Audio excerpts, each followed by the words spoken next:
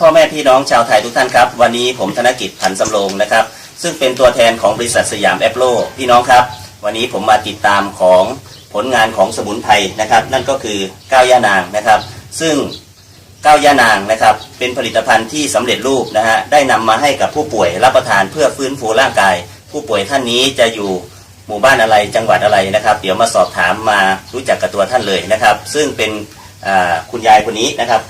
บ้านนี้ชื่อบ้านอะไรครับหินโคนพัฒนาหินโคนพัฒนาหมู่ที่เท่าไหร่ครับหมู่ 10นะครับจังหวัดนครราชสีมาเนาะนะครับแล้วคุณยายชื่ออะไรครับยายชื่ออะไรพรหมพี่น้องครับจากคำตอบของคุณยายวันนี้ทำให้ลูกเนาะแปลกใจมากก็คือคุณยายนี่ป่วยมาแล้วกี่ปีครับ5 ปีก็คือเป็นอัมพาต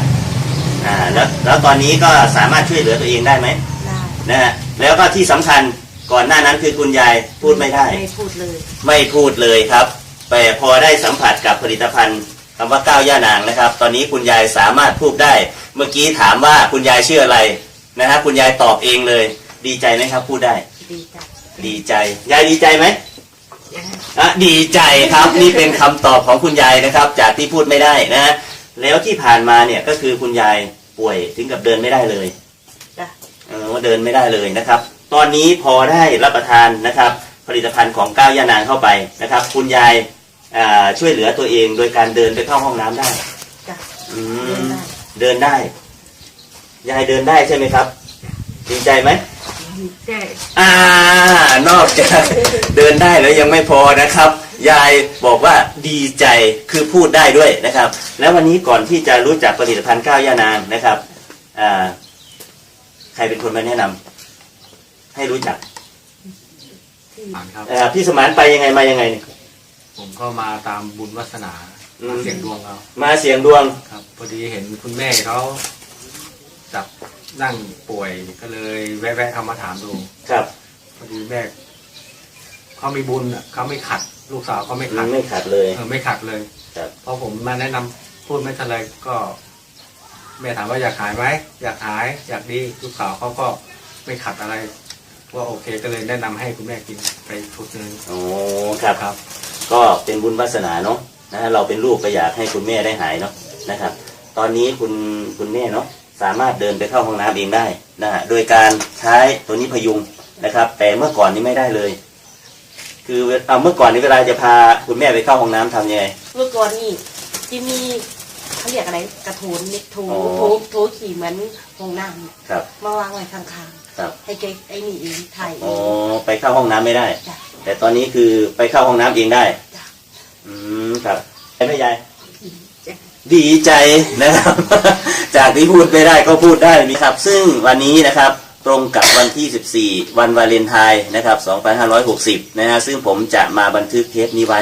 พี่น้องครับวันนี้ไม่ต้องพูดอะไรกันมากนะฮะผลงานของนะครับก้าวย่านางนะฮะได้มาโชว์อย่างชัดเจนเลยนะครับคุณยายจากที่เดินไม่ได้